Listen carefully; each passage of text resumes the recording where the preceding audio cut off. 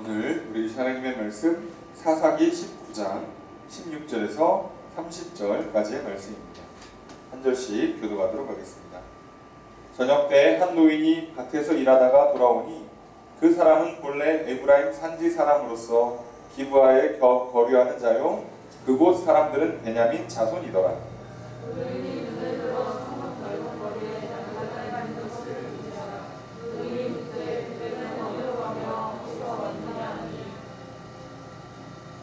그가 그에게 이르되 우리는 유다 베들레헴에서 에브라임 산지 구석으로 가나이다.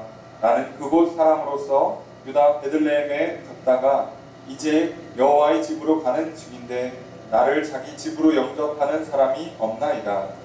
우리에게는 자기들에게 먹일 주와 영혼이 있고 나와 당신의 영혼과 당신의 종의 유희들과 함께한 성도에게 먹을 양식과 소유가 있어 무엇이든지 부족함이 없나이다 하는지라.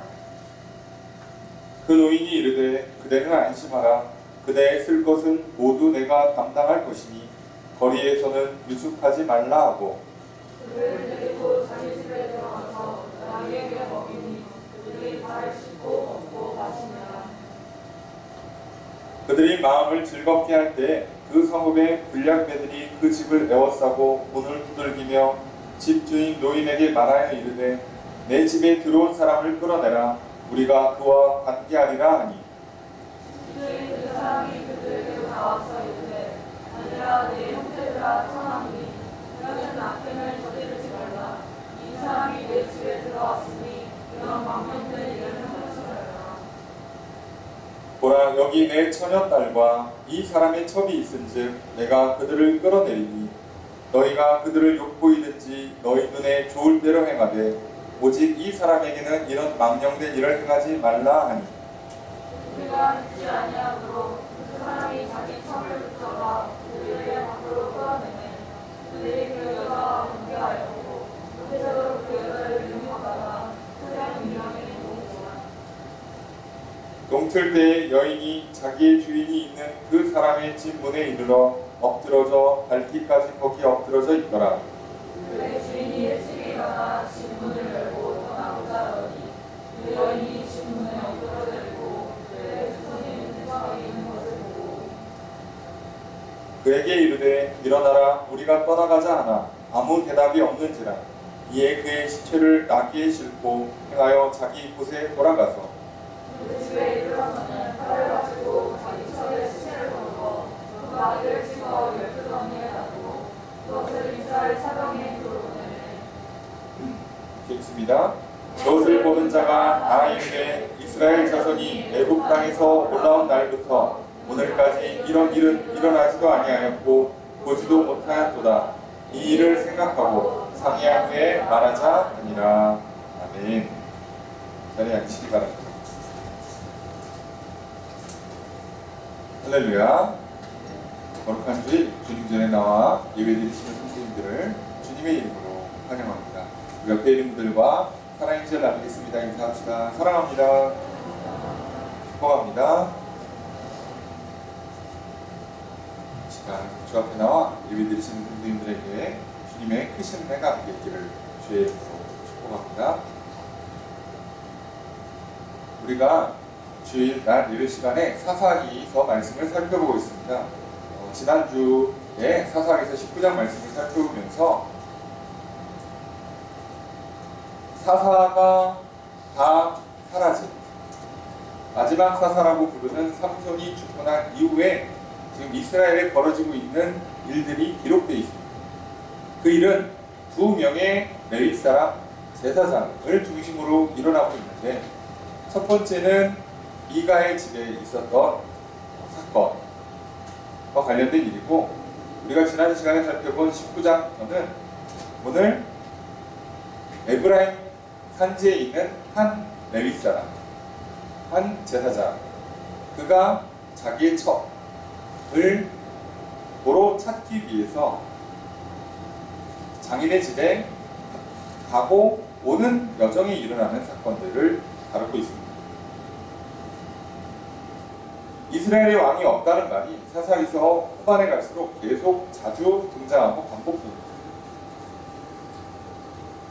이 레위 사람이 해야 될 일은 이스라엘의 왕이 없다는 것이 아니라 이스라엘의 참된 왕 되시는 여호와 하나님을 가르쳐주고 그것을 전파하고 그것을 자신의 삶으로 드러내 보여주어야 합니다. 그런 레위 사람이 세상 사람들이 다 한다고 자기도 첩을 들이고 또 떠난 첩을 찾아 나서기까지 합니다.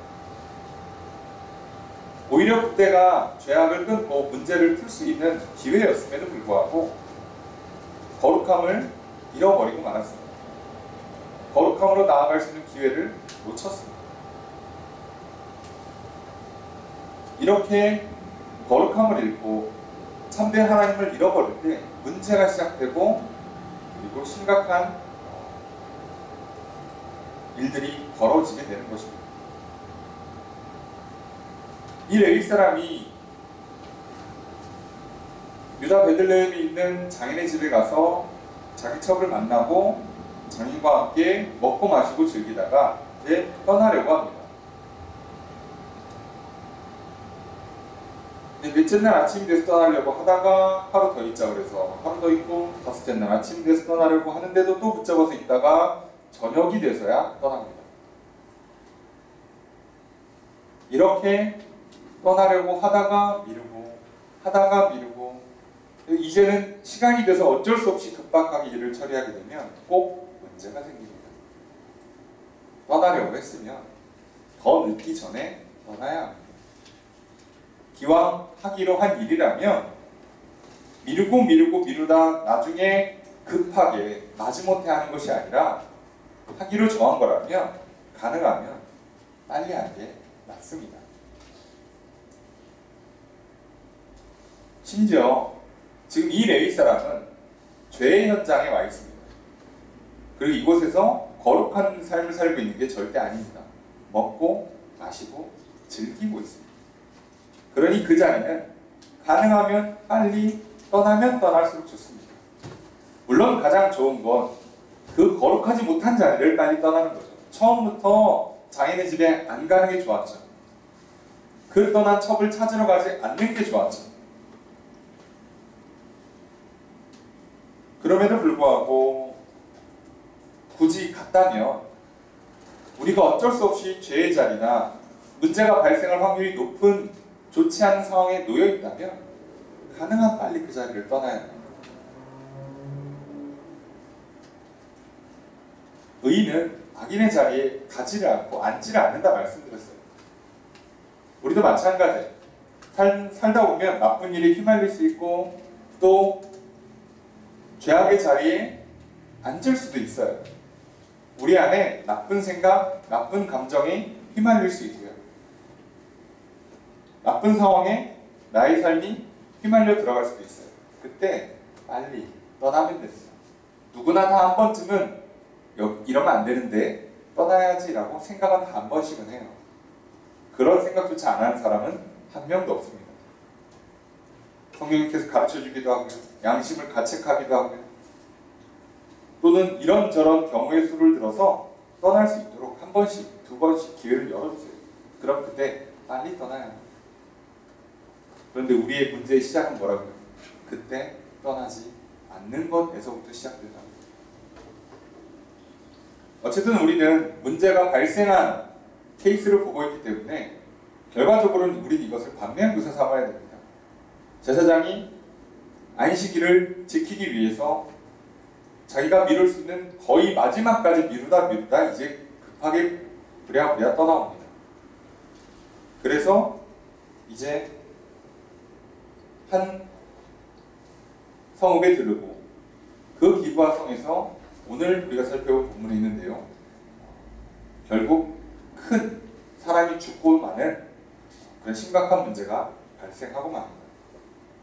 여러분 우리가 이 땅에 사는 동안에 거룩함을 잃어버리면 결국 문제가 생깁니다. 다른 사람보다 조금 더 열심히 산다, 조금 더 뛰어난 재능이 있다, 조금 더 착하고 바르게 산다는 것으로는 이 세상에서 어찌하지 못합니다. 그래봐야 큰 틀에서는 거룩하지 못합니다. 우리가 거룩한 길로 나아가기 위해선 결국 하나님의 길, 말씀의 길을 걸어가야 합니다. 그리고 그것을 방해하는, 그것을 막는 것에서 빨리 떠나와야 합니다. 그럼 우리의 지난 한 주의 삶이 어떠하셨습니까? 거룩한 삶을 살아가시고 죄악의 자리에서 빨리빨리 빠져나오셨습니까? 혹시 이 자리에 나온 이 순간에도 여전히 죄악의 상황들, 죄악된 생각과 마음들에 휘말려 계시다면 빨리 내어버리시고 하나님 앞에 나아 거룩함으로 나아가십시오. 그래야 삽니다. 그렇지 않으면 오늘 본문에 있는 것처럼 무언가가 죽고 말아요. 욕심이 잉태하면 죄를 낳게 돼 있고 죄가 장성하면 사망에 이르게 돼 있어요.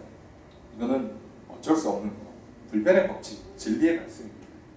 그러니 오늘 우리가 살 길은 우리 몸이 여기 나와 있는 것뿐만 아니라 우리의 영이 진리의 말씀 앞에 하나님 예배하고 하나님 안에서 죄악을 씻고 다시 거룩함으로 나아가는 길뿐이라는 걸 잊지 않았으면 좋겠습니다.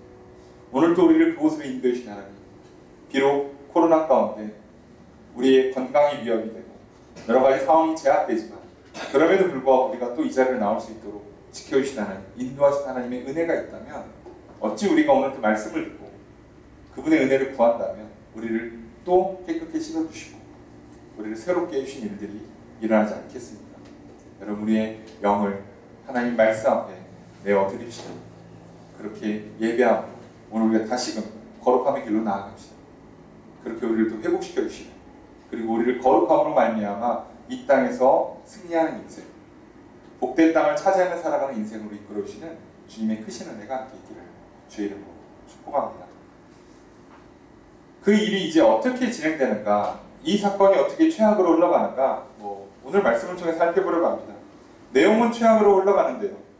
놀라운 것은 그 중간중간에 최악으로 흘러가지 않을 수 있는 기회들이 있어요. 질문이 있고 대답이 있고 상황이 있다는 거죠. 항상 우리는 참 많은 핑계를 해요. 나의 어떠함 때문에, 가정의 어떠함 때문에, 주변 상황과 나라 시대의 어떠함 때문에 나는 어렵다, 안 된다 라고 핑계하죠. 하지만 오늘 이 엄청난 사건에 휘말리고 있는 이 레위 사람도 이 문제를 벗어날 수 있었어요. 물론 제일 좋은 건 첩을 들이지 않는 거고 그 다음에 좋은 건 첩을 찾으러 가지 않는 거지만 그 다음 좋은 건 찾았으면 빨리 오는 거지만 그럼에도 불구하고 이 모든 것들이 다 최악의 수들로 놓여져 있지만 그럼에도 불구하고 이 문제 사건에 벗어날 수 있었어요. 여전히 기회가 있다. 오늘 우리가 말씀을 통해 도대체 어떤 일들이 있었는가 살펴보려고 합니다. 16절에 보니까 아무도 안 들여줘요. 우리가 말씀을 살펴보면서 지난 시간에 잠깐 보았습니다만 한 사람이 나그네가 성에 들어오면 나그네를 대접하는 것은 율법의 의무 이유와 동시에 축복받는 비결이에요. 그것은 하나님의 말씀뿐만 아니라 이 당시에 중동에 기본적으로 깔려있는 문화이고 기본적으로 사람들이 그렇게 생각하고 있는 당연하게 받아들이고 있는 사고고 사상이에요. 그렇게 하지 않는 경우가 없어요. 그리고 그렇지 않으면 돈을 내고 여관 같은 데 들어가서 하면 돼요. 근데 그럴 필요가 없는 거죠. 그러니까 자기 동족이 있는 곳에 가서는 심지어 타 동족이어도 성문 넓은 곳에 가면 영접해 주는 경우가 너무 많으니까요. 근데 여기는 안 해요. 그럼 어떻게 하면 돼요? 여기는 이상한 데죠. 하나님의 말씀을 따르지 않고 주변 사람들의 어떤 기본적인 상식이 지켜지지 않는 곳이에요. 그럼 어떻게 하죠? 떠나야죠. 또 밤이 늦어서 또 떠나야죠. 밖에서 천막을 치고 자든 위험할지라도 아니면 또 옆에 있는 성에 가서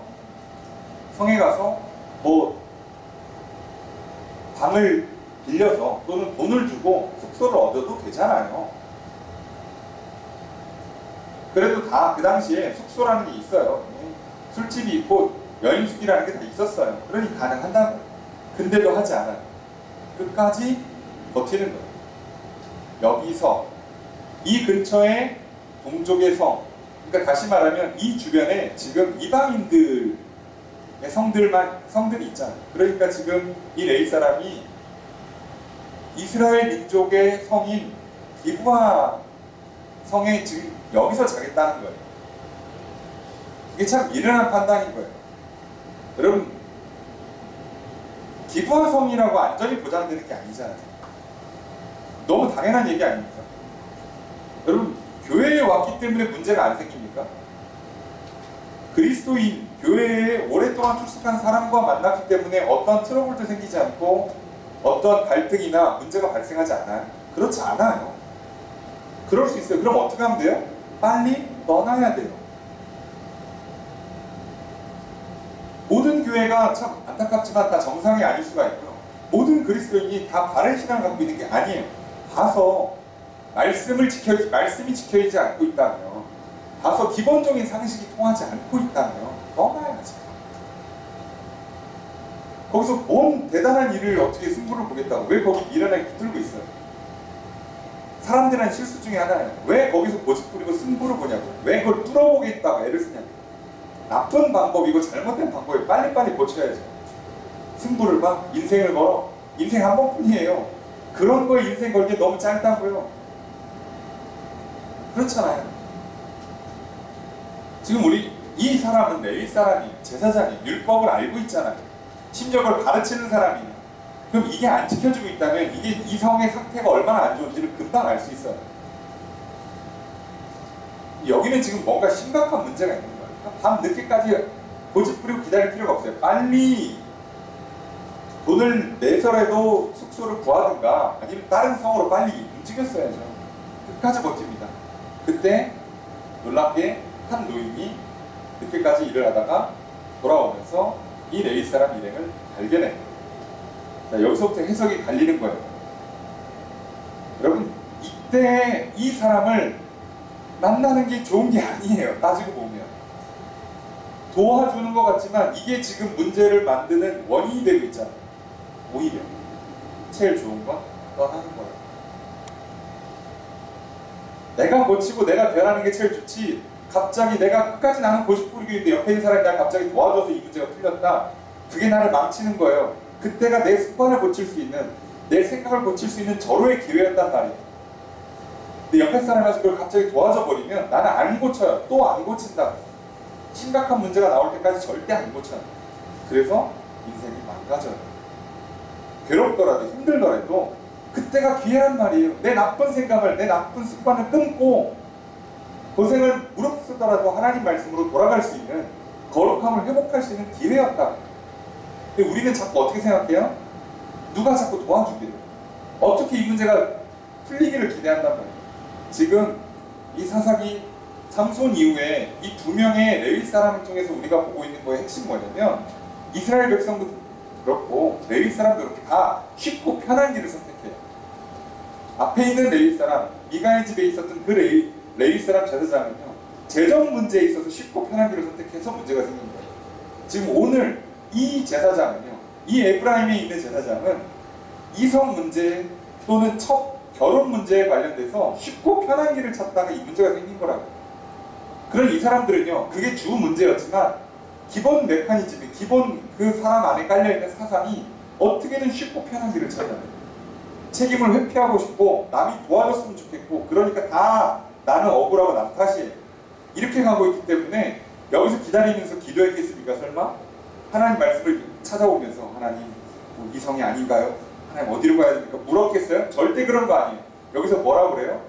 이 성 아무도 나를 영접 안 하고 나쁜 인간들, 너희들 때문에 내가 오늘 밤에 여기서 그냥 길에서 그냥 유숙하게 되면 니들 저주할 줄 알아? 그러면서 하나님 말세라고, 이래서 되겠냐고, 억울하다고, 하나님 제사장은 이렇게 올려도 되냐고, 다 이런 식으로 가요. 그런지 놀라운 거예요. 오늘날 우리랑 뭐가 다르죠? 놀랍게도 똑같습니다.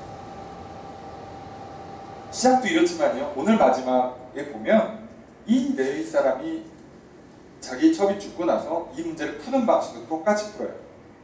절대 문제에 맞서 싸우지 않고, 자기가 해야 될 일을 하지 않고 다른 사람의 힘을 빌어서 문제를 풀기 위해서 일을 키워요. 그리고 문제가 더 심각해집니다. 한 사람의 문제가 이제 이스라엘 전체 문제가 되고요. 이것 때문에 이스라엘 각 지파 간에 전쟁이 나요. 결국 한 지파가 사라질 뻔해요.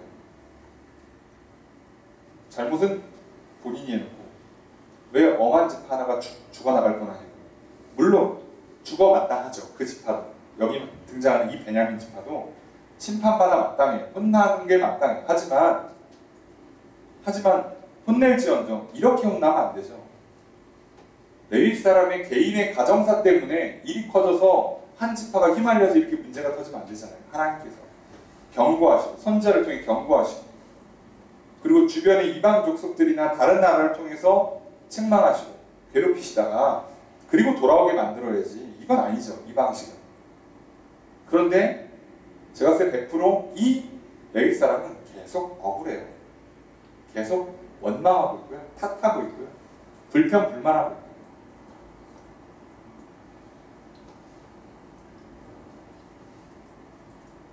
그러고 있는 중에 지금 이 저녁에 노인을 만나는 거예요. 하필이면 이 노인은 에브라임 산지 사람이에요. 왜 이렇게 동족을 만나는지 여기서.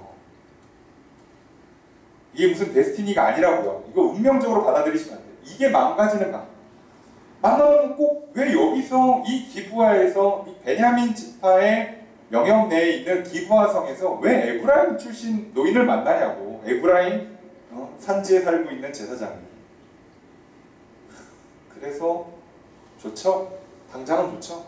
운명적이죠? 그래서 인생이 망가지는 거예요. 노인이 들어와서 늦게까지 일하다가 보니까 나그네가 있어요. 거리에. 그래서 이제 말을 거는 거죠. 자, 우선 이 노인이 왜 여기에 사는가? 굳이 에브라임 출신 노인이 왜 베냐민 지파에 와서 사는가? 지금 머릿속에 대충 그려보시면 맨 위에, 그러니까 맨 위는 아니지만 지금 에브라임 지파를 기준으로 하면 위가 므낫세 지파예요. 그리고 에브라임에서 므낫세를 딱 넘어가는 지점에 실로, 여기에 지금 성막이 있어요. 여기가 지금 가장 중요한 데라고 보시면 돼요. 자, 그러니까 에브라임 산지는 최대한 북쪽을 말해요. 그러니까 에브라임 산지 쪽이라고 얘기하면 실로에 가까운 사람이에요. 미가도 똑같고요. 지금 이 제사는 똑같고요. 중앙성소에 가까이 있는 사람들이에요. 그런데도 불구하고 영적 상태가 개판이라는 거죠. 근데 그러면 이 밑으로 뭐가 있냐? 유다 지파가 있어요.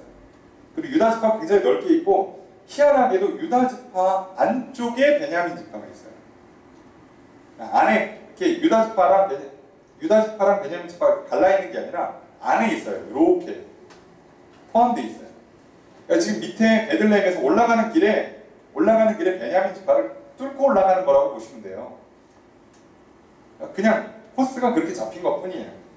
자, 지금 그냥 그 정도로 이해하면 이 에브라임 산지인 노인도 왜 굳이 내려왔냐는 거죠. 왜 내려와서 여기서 농사를 짓는지는 몰라요. 사연도 모르고 사정도 몰라요. 중요한 게 그게 아니에요. 이 노인이 이 악한 성읍에 거주하면서 본인은 모를 수 있죠. 둔감할 수 있어요. 노인이니까.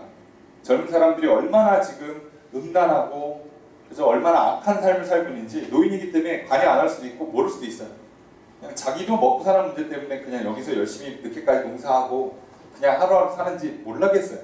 중요한 건 이 노인이 보고선 이들을 향해서 묻는데 이 질문이 굉장히 중요한 질문이 되는 거죠. 17절 함께 읽습니다. 시작. 노인이 물에 들어와서 넓은 거리에 나그네가 있는 것을 본지라 노인이 묻되 그대는 어디로 가며 어디서 왔느냐 하니. 이게 아무 생각 없이 들으면 그냥 처음 보는 나그네한테 어디서 와서 어디로 가는 길이세요? 라고 묻는 것처럼 들려요. 맞아요. 그렇게 물은 거긴 해요. 레위 사람이 대답하죠. 뭐라고 대답해요? 우리는 베들레헴에서 에브라임으로 갑니다. 그죠? 맞는 질문과 맞는 대답을 하고 있어요. 나그네를 향해 하는 질문과 나그네가 그것에 대한 대답을 정확히 하고 있죠. 그런데 이 질문은 어디서 많이 들어본 질문이잖아요. 어디서 와서 어디로 가는가? 이건 우리 인간의 가장 기본적인 인간의 정체성을 놓고 하는 질문이잖아요. 철학적인 질문이잖아요. 나는 어디서 와서 어디로 가는가? 나는 어떤 과거를 거쳐서 어떤 미래를 향해 나아가고 있는가? 이 질문에 수많은 사람들이 대답을 찾기 위해서 오랫동안 연구했고 애를 썼어요. 수많은 철학가, 사상가들이 이렇다 저렇다 답을 내렸어요. 그럴듯하지만 우리는 쓱 약간 꺼림칙하다. 아, 극적 이상하다. 뭔가 좀 아쉽다. 답이 없어요. 우리도 뭔가 이거에 대답을 할 것 같잖아요. 나는 어디서 와서 어디로 가고 있는가? 답을 할 것 같은데 답하기가 좀 그렇고, 답을 하더라도 뭔가 조금 꺼림칙하죠. 인간이란 무엇인가? 인생은 무엇인가? 나라는 인간의 그 존재의 가치와 의미는 무엇인가? 그래서 우리는 이것에 대한 대답이 나에게 있지 않고 나를 지으신 하나님께 있다는 걸 알아요. 지으신 분이 나를 왜 지었고 나를 통해 어떤 일을 하려고 하시는지, 나의 인생을 통해 무엇을 만들어 갈 것인지 그분이 답을 갖고 있다는 걸 알아요. 내가 어디로 와서 어디로 가는가? 이 질문의 답은 하나님께 있어요.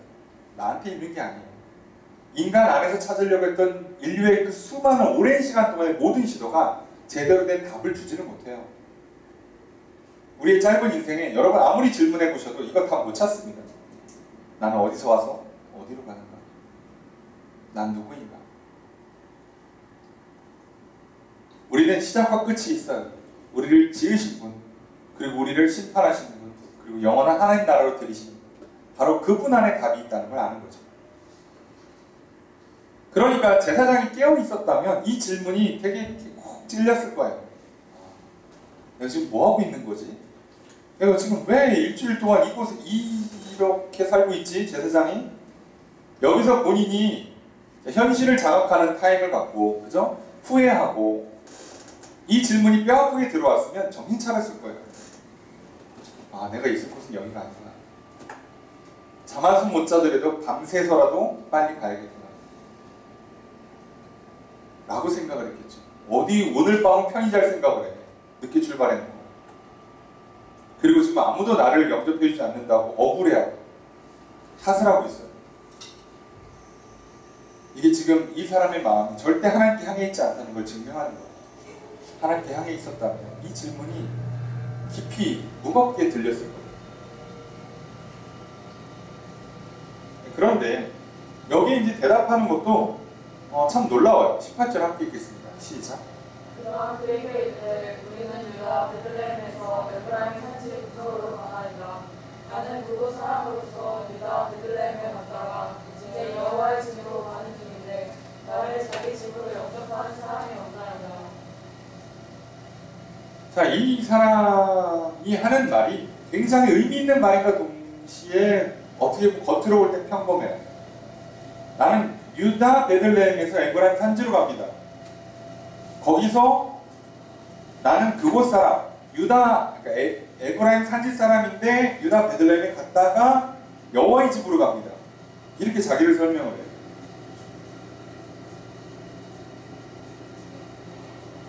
자, 그러면 여기서 지금 우리는 생각을 해야 돼요. 이 사람이 대답을 하는데 뭔가 자꾸 대답이 좀 길어요. 여러분 같으면 이렇게 얘기합니까? 그냥 어디에서 어디로 가는 길인데 시간이 이렇게 돼서 여기서 좀 하루 묵으려고 합니다. 근데 뭐 아무도 영접 안 해줘서 좀 이러고 있습니다. 이러면 끝날 거를 뭘 굳이 두 번씩 유다 베들레헴에서 에브라임 산지로, 거기서 유다 베들레헴 찍고 지금 여호와의 집으로 간다고 얘기하고 있죠. 여기서 여호와의 집이라는 표현을 우리도 주목할 필요가 있어요. 우선 이 사람은 집이 중요했던 것 같아요. 해석은 여러 가지예요. 지금 이 사람이 여호와의 집으로 간다고 얘기할 때 아까 말씀드린 것처럼 에브라임 지파에서 바로 위에 므낫세 지파의 그 경계 넘자마자 실로가 있다고 그랬잖아요. 여기가 지금 성막이 모셔져 있는 곳이에요. 여기를 보통 사람들이 여호와의 집, 여호와의 전, 여호와의 성전 이런 식으로 불러요. 그러니까 내가 지금 그쪽으로 갑니다 라고 얘기하는 걸일 수도 있어요. 이 표현이. 자기는 지금 실로에 살고 있지 않아요. 실로에 있는 제사장도 아니고요. 므낫세 지파에 있지도 않아요. 에브라임 지파에 산지 실로에 가까이 있으니까 내가 실로 쪽으로 갑니다 라고 얘기하는 걸일 수도 있어요. 그래서 뭔가 나를 내가 지금 귀한 길 가니까 여호와의 전에 가는 길이니까 거기서 뭐 예배를 드리러 가든 뭐가 됐든 지금 하나님 만나러 가는 길이니까 좀 나를 좀 영접해 주세요 라는 의미로 했을 수도 있어요.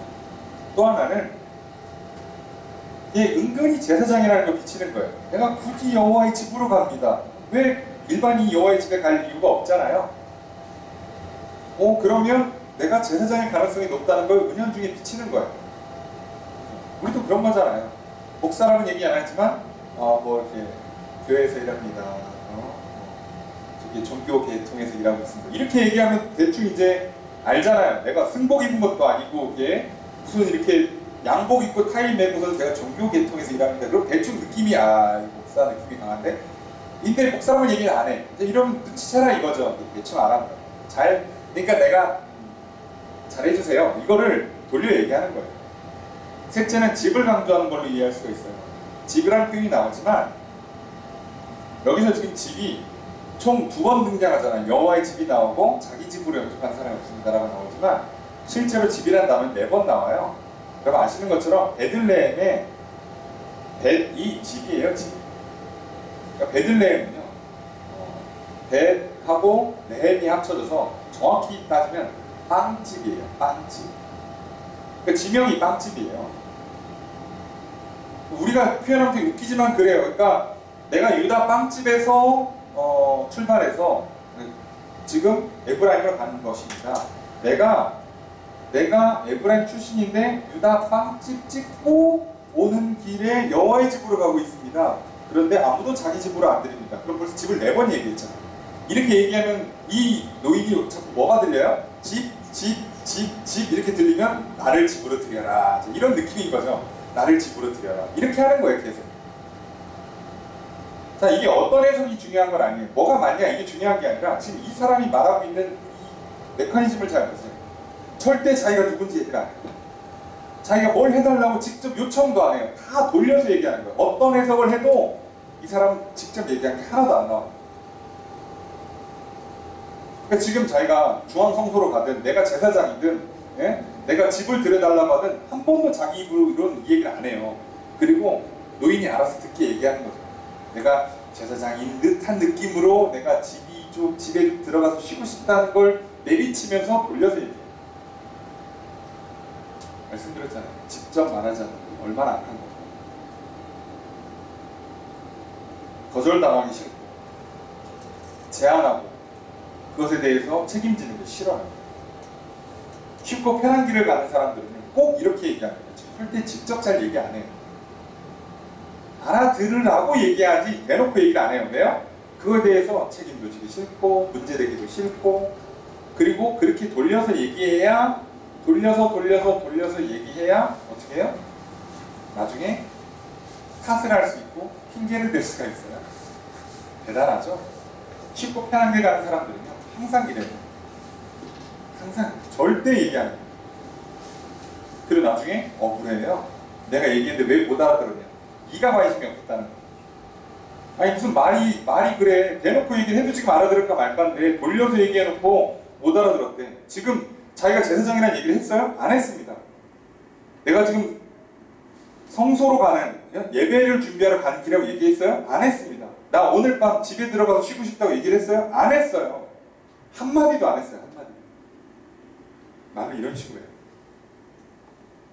그런데 그런 얘기를 하면서도 또 희한하죠? 중요한 메시지를 하나 던져요. 이제 여호와의 집으로 가는 중입니다. 본인이 양심이 있으면 이 말을 할 때 찔렸어야지. 내가 지금 여호와의 집으로 가고 있다.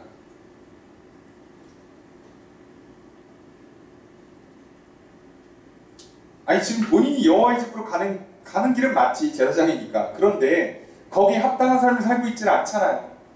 본인이 말하면서도 찔려야지. 본인이 말하면서도 이상하게 들려야죠. 그런데 그냥 아주 자신있게 자기는 뭐 때문에 제사장인 걸 은연중에 비치면서 나를 집으로 들여라 하는 메시지를 담기 위해서 이 말을 굳이 넣었어요. 그런데요. 이 말과 앞에 있는 질문을 묶으면 놀라운 질문과 대답이 나와요. 어디로 와서 어디로 갑니까? 라고 물을 때 뭐라고 대답한다고요? 이제 여호와의 집으로 가고 있습니다. 오늘 우리는 그 질문에 대답을 할 수가 없어요. 사실 그 대답을 할 수 있는 인간은 많지 않아요. 그런데 우리는 다른 건 몰라도 이 대답을 할 수 있는 방법은 알아요. 답이 하나님께 있으니, 나의 창조자, 나의 구원자인 하나님께 있으니 내가 그 답을 찾기 위해 여호와의 집으로 갑니다. 그리고 이 땅에서는 어차피 우리는 나그네 인생이기에 영원한 나의 본향 여호와의 집을 향해 갑니다. 라고 대답하는 게 정답이에요. 진짜 무슨 우문현답처럼 이 노인과 이 제사장의 질문과 대답이 뭔가 겉으로 볼 때는 딴 얘기하는 것 같고 당연한 얘기 있고 평범한 얘기를 하는 것 같지만 이 말 단어들을 쪼개서 보면 굉장한 의미를 갖고 있어요. 어디서 와서 어디로 갑니까? 이제 여호와의 집으로 갑니다. 여러분, 우리가 인생의 문제가 똑같잖아요. 우린 나그네 인생이에요. 어디로 와서 어디로 가는지를 몰라요. 오늘을 살고 있는데 문제가 있어요. 오늘 밤 잘 데가 없고 갈 길은 멀고 바쁘고 우리 삶에 이런 문제가 많잖아요. 인생의 수많은 문제들, 나는 누군지. 그때 우리가 해야 될 게 뭐라고? 우리의 답이 뭐라고요? 바로 나를 지으신 하나님, 나를 이끄신 하나님을 만나기 위해 이제 여호와의 집으로 가는 중입니다. 우린 죄의 문제, 죄로 말미암은 죄책감과 수치심의 문제, 죽음의 문제, 그로 인한 걱정과 두려움의 문제를 이 땅에서 풀 수가 없어요. 그래서 뭐라고요? 이 문제를 풀기 위해, 이 문제의 답을 찾기 위해 이제 여호와의 집으로 가는 중입니다. 라고 대답하는 거죠. 많은 사람들이 물어봐요. 하나님 믿냐고. 그래서 뭐 인생의 문제가 풀렸냐고. 그래서 당신은 뭐 대단한 삶을 살고 있냐고. 하나님 믿음 진짜 복 받냐고. 대답하기 어려워요. 목사조차도 이렇게 질문 들어오면 대답하기 어려울 때가 많아요. 그때 우리에게 이게 대답이에요. 그래서 이제 여호와의 집을 향해 가는 중입니다. 그 답을 얻으려고. 답이 있기에. 다른 데는 아무리 헤매봐야 답이 없어서 이제 여호와의 집으로 가는 중입니다. 여기 이자랄 표현 지금이잖아요. 지금. 여러분, 지금 오늘이 하나님 앞에 나아갈 때잖아요. 코로나 때문에 하나님 앞에 못 나올 수 있어요. 이 현장엔 못 나올 수 있어요. 하지만 우리가 오늘날 뭐 인터넷을 통해서, 그죠? 라이브 방송을 통해서든 나중에 유튜브를 통해서든 이런저런 수많은 방법을 통해서 여호와의 집으로 나아갈 수가 있잖아요. 하나님 앞으로 나아갈 수 있잖아요. 코로나조차도 우리가 어찌할 수 없는 문제잖아요. 1년이 지나도록 문제가 지금 풀리고 있지 않잖아요. 여러분 기억하십시오. 우리는 이 땅에서도 나그네요. 우리의 인생은 결국 죽음 이후에 영원한 생을 향해 나아가는 나그네 인생길이에요. 나그네 인생은 어디서 와서 어디로 가는지 사실 몰라요. 오늘 지금 하고 있는 일이 내일 그리고 몇 년 뒤에 어떤 영향을 끼칠지 사실 잘 몰라요. 대답할 수가 없어요. 우리가 여기에 할 수 있는 대답은 딱 하나예요. 그래서 지금 여호와의 집으로 가는 중입니다. 내 인생은 어떤 길인지 모르지만 결국 영원한 하나님 나라를 향해 가는 길입니다. 라고 대답하는 게 우리의 대답이죠. 정작 이렇게 말해놓고 레위인은 여호와의 집으로 가지 않아요. 몸은 가지, 몸은 가려고 하는 거지만 그의 마음은, 그의 영혼은 가고 있지 않아요. 그래서 문제가 생기는 거예요. 여러분, 오늘 이 자리에 몸이 왔지만 우리의 마음이 오지 않으면, 영혼이 오지 않으면 문제가 돼요. 설령 사정상 몸은 못 왔을지언정 우리의 마음이, 우리의 영혼이 하나님을 향해 나아가면 괜찮아요. 그게 안 되고 있으니까 문제인 거잖아요. 아니, 몸도 안 오는데 마음이 오겠어? 그렇잖아요. 그렇게 따라 놓을 수가 없잖아요. 그죠? 어떻게든 악착같이 오죠. 네. 그래서 지금 이 말을 하고 있는 사람은 정작 쉽고 편한 길로, 하나님을 이 계신 길이 아니라 자기 마음대로 사는, 자기가 왕노릇하는 집으로, 그리고 지금 현재 소돔과 고모라에 범하는, 준하는 기브아 성에 와 있잖아요. 이제 우리는 여호와의 집을 향해 나아가야죠. 항상. 그리고 영원한 하나님 나라를 향해 나아가야 하는 것입니다. 자, 그랬는데 이 질문과 대답이 겉돌면서 너무 은혜로웠어요. 말씀을 준비하는데 이게 뭐지? 대화가 이렇게 되었는데 뒤에는 되게 은혜로워요. 겉은 개판이에요. 와, 이거 참 특이하다. 이 사람이 뭐라고 얘기해요? 자기를 집에 안 들일까봐. 이 노인이 마지막 희망이야. 그죠? 그래서 이 사람이 에브라임 같은 사람인지는 알아봤는지 못 알아봤는지는 모르겠어요. 어쨌든 자기를 집으로 들여달라고 어필하기 위해서 뭐라고 얘기하냐면, 나비한테 먹일 집이랑 여물도 있고, 나랑 내 첩이랑 지금 이걸 끌고 다니는 청년이 먹을 양식 다 있다. 우리는 잠만 지어주면 된다. 잠만. 그럼 그냥 밖에 텐트 치고 자지. 그런데도 그건 싫어가지고. 아시죠? 예. 죽어도 잠은 침대에서 자야 돼. 야, 이게 인생이 하루 정도 그냥 뭐 일이 있으면 밖에서 그냥 뭐 딱딱한 바닥에 자도 되지. 한 죽어도 침대에서 자야 돼. 그러다가 인생이 망가져요. 왜 그걸 포기를 못하냐고.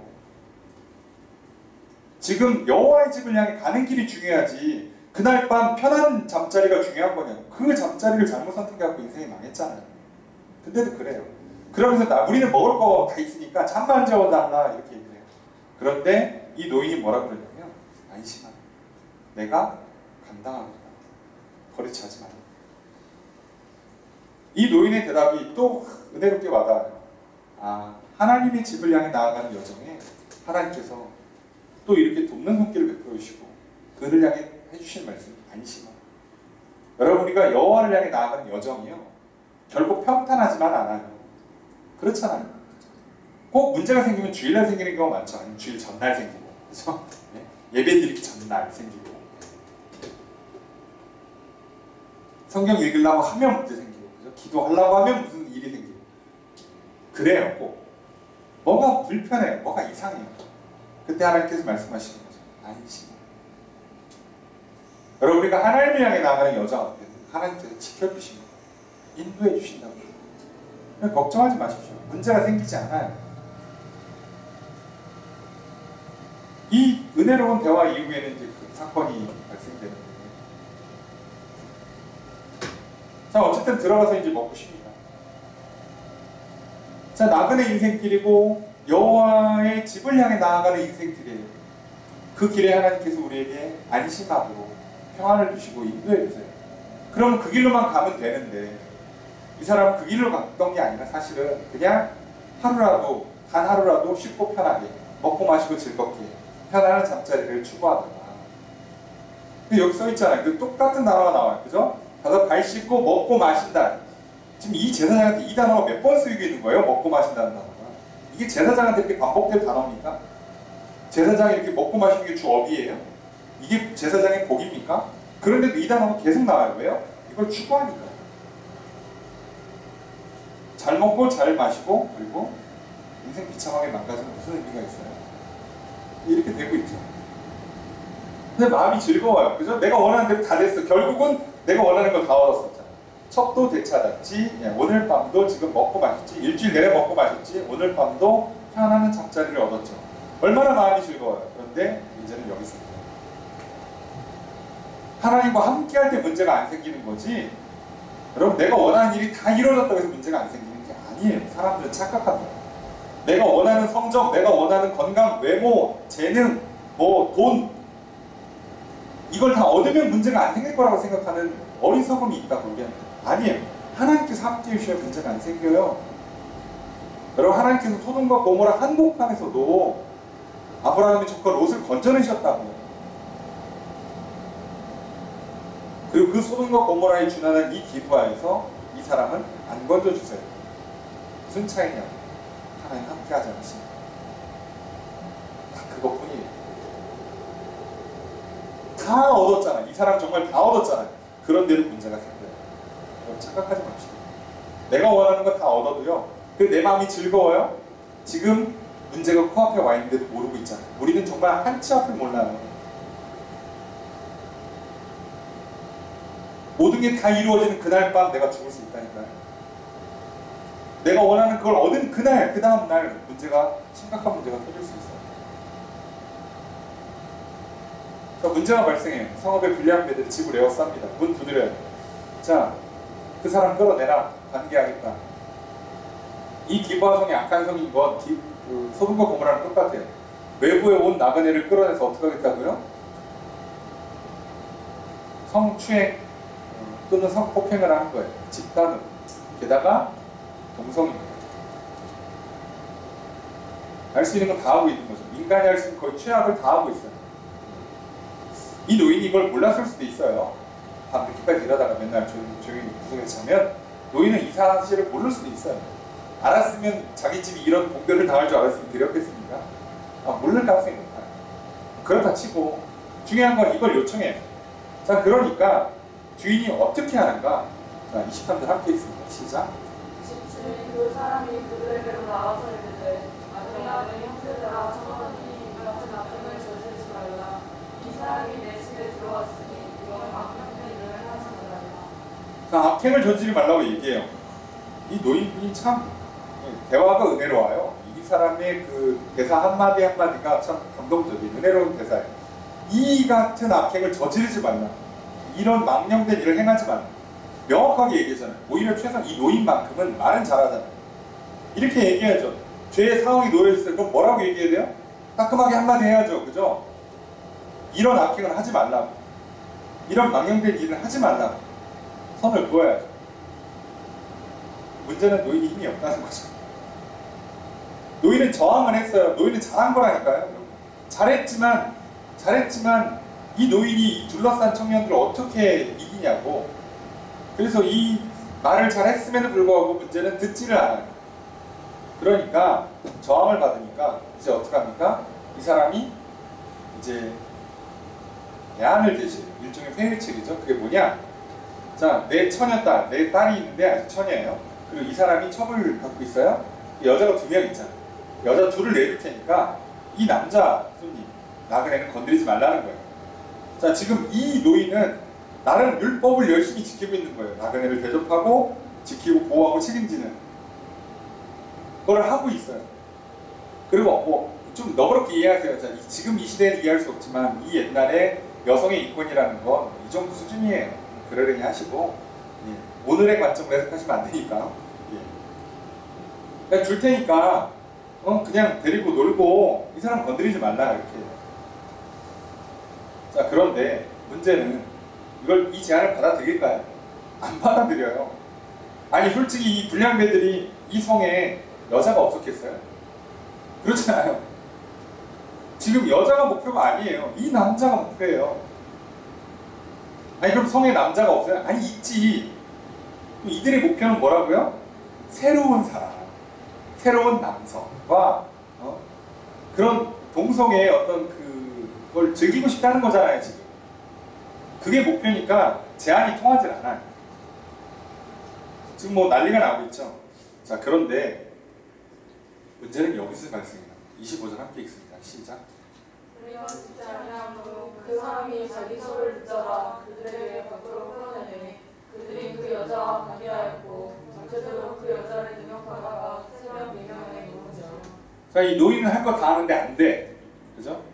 하지 말라고 듣지도 않고 자기 딸이랑 첩을 내어주겠다고 해도 받아들이지 않고 있어요. 그러니 뭐 문제가 심각하죠. 그럼 이때 이제 누가 등장해야 돼요? 레위 사람이 등판을 해서 이 문제를 풀어야겠죠? 예, 등장할 때가 됐어요. 근데 어떻게 등장을 하냐면 그 사람이, 레위 사람이에요. 자기 첩을 붙잡아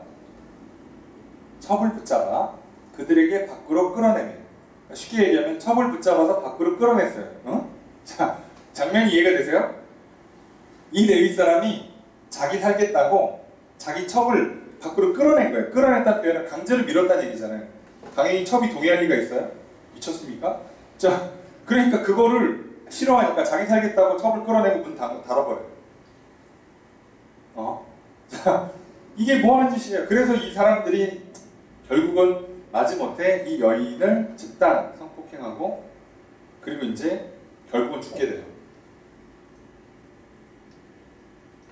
자, 이 사람은 지금 얘기했잖아요. 문제의 근원이 뭐라고요? 쉽고 편한 길. 특히나 무슨 문제? 배우자 문제, 이성 문제에 관해서 쉽고 편한 길. 자, 이 부인 말고 여자 하나를 더 드리고 싶어서 첩을 드렸어요. 네. 지금 음행을 했다고 되어 있지만 번역에 따라서는 그냥 부부싸움 한 걸로 이해해주세요. 뭐가 됐든 간에 떠났고 장인 집에 가 있고 그걸 4달 뒤에나 찾으러 가요. 그리고 찾아왔어.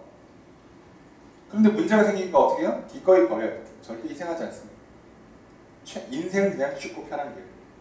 책임지지 않는 길. 나만 살면 돼요. 이런 길을 걸어가고 있어요. 그래서 문제가 생기고 있는 거라고. 사실 이 문제를 풀 수 있는 가장 좋은 방법이 있어요. 레위 사람이 밖으로 나가는 거예요.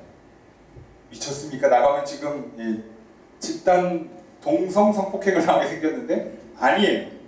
지금 잘 생각해보세요. 이 사람이 누구라고요? 레위 사람, 이 사람이 누구라고요? 제사장이에요. 당대의 레위 사람 제사장이 하는 일이 뭐예요? 예배도 인도하지만 또 하나 하는 일이 뭐죠? 재판을 해요. 이게 무서운 거예요. 여러분, 이 사람 재판관이라고요. 판관이라고. 오늘날로 치면 이 사람은 목사인 동시에 판사예요. 그러면 목사인 동시에 판사를 가장 꺼려할 사람들이 누구예요? 그죠? 불량배들이죠. 범죄자들이죠. 상극이잖아요. 여기 건드렸다간 인생이 망가져요. 여러분, 예나 지금이나 진짜 어지간해서 미치지 않고서야 범죄자들이 검사, 판사, 경찰들 대놓고 안 건드려요. 아니, 경찰, 검찰은 그렇다 쳐요. 판사를 건드려? 대놓고? 이거는 자살이죠. 지금 여기 판사가 와 있잖아요. 그럼 와서 얘기하면 되잖아. 사실 나 제사장이야. 건드려? 그래. 자신 있으면 건드려봐. 나 건드리면 니네 작살나. 뭐 우리 판사님들 다 모여가지고 판결 한 번만 내리면 이 성 자체가 날아갈 수 있어. 한번 자신 있으면 건드려봐 하고 큰 소리 치면 돼요. 나 제사장이라고 하면 돼요. 그 얘기를 안 해요. 그 얘기를 안 한다. 생각해보세요. 이게 자신 있게 얘기할 수 있는데 못해요. 처벌 드린 게 좀 부끄러울 수도 있고, 제가 봤을 땐 처벌 드린 게 부끄러워서가 아니에요. 설마 이 레위 사람만, 이 제사장만 처벌 드렸을까? 제 생각엔 그렇지 않아요. 다른 사람 중에는 처벌 드린 사람이 있을 거예요. 다른 제사장 중에도. 그런데도 불구하고 이 사람 그냥 자신의 정체를 드러내기 싫어요. 문제를 키우는 게 싫어요. 자기 정체성을 드러내고 사명을 감당하고 이 문제 한복판에 뛰어가서 이 거친 사람들과 부대끼고 싸우고 이 문제를 풀어가는 게 그냥 싫어요. 그냥 피하고 싶고 조용히 넘어가고 싶고 그냥 그러고 싶어요. 그래서 어떻게 해요? 가장 쉬운 길, 내가 재판장인 걸 드러내지 않고 내가 레위 사람이라는 걸 드러내지 않고 그리고 나는 끝까지 있는 줄도 없는 줄도 모르게 뒤에 숨고 첩을 그냥 밖으로 내보내요. 그러면 어떻게 문제가 풀리죠? 자, 문제는 풀려요. 자기는 살았지. 문제는 뭐예요? 밤새 능욕당하다가 새벽에 놔주는데 문제는 이 여인이 죽어간단 말이에요. 이제 빨리 첫 치료를 해줘야 되는데 이 남자 지금 뭐하고 있어요? 잘 자고 있어요. 편히 자고 있어요. 지금 장면이 참 안타깝잖아요. 문지방까지 와서 현관 문 바로 밑에 문틀을 손이 닿았다니까요. 그럼 설마 이렇게 터치하고 죽겠어요? 문을 두드렸겠지. 근데 곤히 자느라고 안 된다. 첩이 죽든 말든 관심이 없어요. 지금 내 제일 관심은 뭐예요? 오늘 밤 평안히 자는 거. 내일 하루도 즐겁게. 내일 바쁜 일정을 소화해야 되니까 힘을 얻고 내 갈 길 가야죠. 내 할 일만 하면 돼요. 이게 문제라고요. 여러분, 이 문제를 놓고 지금 남녀의 문제나 또는 이렇게 성적인 문제로 보지 마세요. 그런 문제가 아니에요. 이 문제의 핵심은 그냥 지금 이 사람은 쉽고 편하게 자기의 안위, 자기의 유익만 찾고 있고 자기의 정체성도 잃어버리고 자기의 사명도 감당하지 않고 문제를 맞서 싸우지도 않고 자기 입으로 여호와의 집을 향해 가는 중이라고 얘기해놓고 정작 본인의 생각과 마음은 여호와께 향하지 않아요. 그래서 생긴 문제예요. 아침에 일어났는데 딱 보니까 와있네. 사실 제가 봤을 때는 찾으러 갈 마음도 없었어요. 찾으러 갈 마음도 없었다고. 그냥 버린 거예요. 그날 밤 버린 거예요. 버렸는데 보니까 아침에 와있어. 뭐라 그래? 가자, 일어나서. 이게 할 말이에요? 자, 그런데 이렇게 얘기하는 거예요. 근데 반응이 없어요. 죽었어요. 자, 그럼 어떻게 해야 돼요? 재판관이라고. 심지어 내 첩이 죽었어. 그럼 어떻게 해야 돼? 여기서 재판을 열어야지. 그 동네에서 장로들 다 모아다 놓고 이거 어떡할 거냐고 해야죠. 근데 어떡합니까? 안 해요. 할 마음이 없다니까? 그냥 이 시체를 그냥 나귀에 싣고 가버려요. 그리고 안식을 잘 지켰겠죠? 그 다음에 어떡합니까? 29절에 보니까 첩의 시체를 어떻게 해요? 토막을 내요. 이 짓을 왜 하는 거야? 12토막을 내서요. 포장을 해서 12지파의 장로들한테 보내버려요. 그러니까 이 사람들이 보고 놀래가지고 아니 토막된 시신을 받는 건 이스라엘 역사에 처음 있는 일이거든요. 들어본 적도 없고 본 적도 없는 일을 봤어요. 지금 난리가 났습니다. 그래서 어떻게 해요? 이거 어떻게 할지 우리 상의하자고 이제 회의하기로 결정을 해요. 그러니까 이 레위 사람은 진짜 이렇게 표현하기 뭐하지만 진짜 비겁하고 야비하고 그냥 쓰레기예요. 아니 이걸 자기가 풀면 되잖아. 제사장인데. 그럼 돌아와서 안식일을 지키고 그 다음날 재판 열면 되잖아요. 아니면 찾아가서 문제를 삼든가. 근데 어떻게 해요? 문제를 키워요. 온 나라에 공론화를 시켜요. 그럼 이 재판을 누가 하는 거야? 자기는 안 하겠다는 거예요. 자기가 재판관이라니까? 근데 자기는 안 하겠다는 거예요. 이럴 수 있냐고 보라고 억울하다고 내가 이렇게 당했다고 막 난리 난리를 치는 거예요. 오늘날 치면 어떻게 해요? 내가 그냥 경찰서 가서 풀면 되고 내가 오늘 그죠? 뭐 이렇게 민원 넣고 풀면 되는 걸 인터넷에 사진 찍어서 올리고 이럴 수 있냐고 막 자극적인 언어로 막 글을 써가지고 올리고 막 그래서 사람 커뮤니티가 난리 나고 뉴스 나오게 만드는 거예요. 별것도 아니를 갖고. 또 그것 때문에 이제 어떻게 되는 거예요? 이제 좌우가 갈라져 싸우고 남녀 갈라져 싸우고 애어를 갈라져 싸우고 그죠? 그래서 온갖 사람들이 갈라져 싸우게 만드는 거예요. 진짜 나쁘죠? 이 시대가 악한 이유 중에 하나가 뭐예요? 사람들이 그렇게 살아요. 내가 가서 민원 넣고 풀면 돼요.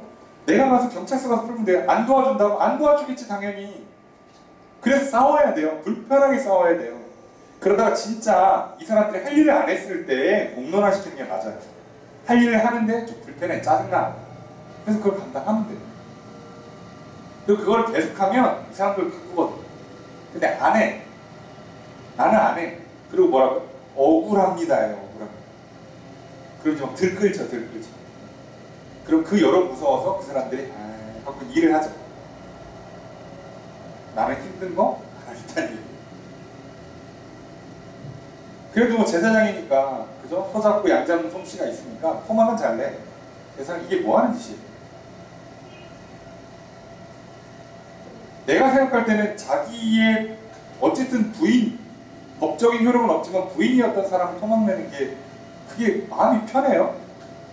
아무리 그래도, 아무리 죽었다 쳐도. 근데 그건 편해. 왜요? 늘 하던 일이니까. 이건 쉽고 편해, 나한테는. 이해가 되시죠? 이 사람의 메커니즘을 이해하시라고. 나한테는 쉽고 편해요. 하던 일이니까. 근데 재판하는 건 싫어요. 재판장에 가는 것도 싫어. 내가 거기에 뭐 가해자, 피해자 가고 뭐 이렇게 뭐 변론하고 이런 거 자체가 싫어요. 이들이 안 살아. 나 억울하다. 나한테 이럴 수 있는 거예요. 이 현장에서 말 한마디 못하고 와서 이렇게 하는 거예요. 이것 때문에 이스라엘 이 분열이 나고요. 전쟁이 나고 그것 때문에 한 지파가 없어질 거라는 거예요. 여러분 우리가 어느 길을 가는지 한번 보세요. 내가 지금 어디로 와서 어디로 가는가. 내가 하나님의 집으로 향해 가고 있는 거예요. 그럼 내가 살아요.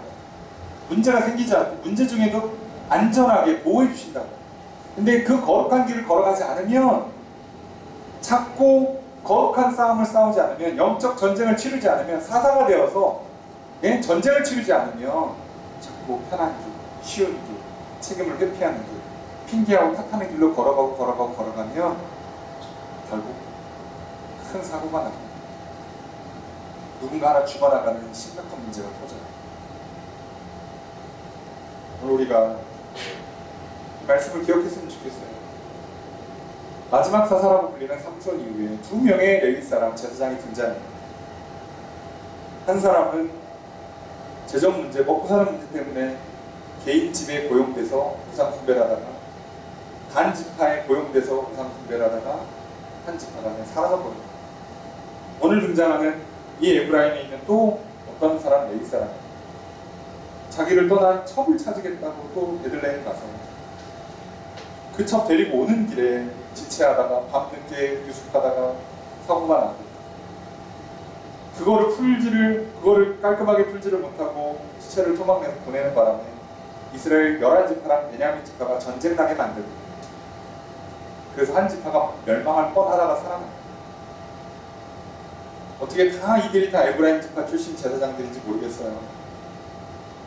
다 왜 유다 베들레헴에서 이렇게 오고 그러는지 모르겠어요. 다들 레위 사람의 문제고 세상에 북이스라엘 대표하는 에브라임 지파, 남유다를 대표하는 유다 지파, 그리고 이스라엘 전체의 영적 책임을 지는 제사장, 이들이 이렇게 세트로 모여가지고 이렇게 문제를 만들면 나라가 어떻게 되겠습니까? 결국 나라를 대표하는 지파와 나라를 대표하는 제사장들이 거룩함을 잃었을 때 이런 심각한 문제가 발생합니다. 여러분, 오늘 우리의 인생의 문제, 하나님의 집을 향해 나아갈 때, 거룩함을 회복할 때 비로소 우리는 이 답을 찾을 수 있고 평안한 길, 안전한 길을 걸을 수 있습니다. 무엇보다도 영원한 하나님 나라에 들어갈 수 있게 되는 것입니다. 그러니 절대로 쉽고 편한 길, 책임지지 않고 문제를 마주하지 않고 정체성, 사명을 버리는 길을 선택하지 마십시오. 우리는 하나님의 자녀인 이 시대의 거룩한 제사장들이 사사입니다. 말씀을 붙잡고 말씀을 지키기 위해, 말씀을 따르기 위해 힘써 싸우십시오. 생각과 감정과 힘써 싸우십시오. 내 삶에는 수많은 문제들 앞에 하나님 앞에 나와 기도하고 씨름하시고 하나님의 말씀을 붙들고 말과 행동으로 씨름하셔서 이 문제를 풀어내십시오. 그때 내가 살 것이고 그때 나를 통해 가정이, 나라와 민족이 다시 살아나게 될 것입니다. 하나님께서는 그렇게 나를 제사장으로 이 시대의 사사로 부르셨습니다. 오늘 이 시대의 제사장과 사사로 살아가시는 저와 여러분들 되시길 주의 이름으로 축복합니다. 그러니 날마다 여호와의 집을 향해 나아가는 인생 되시길, 그리고 영원한 여호와의 집을 향해 나아가시는 인생 되시길 주의 이름으로 축복합니다.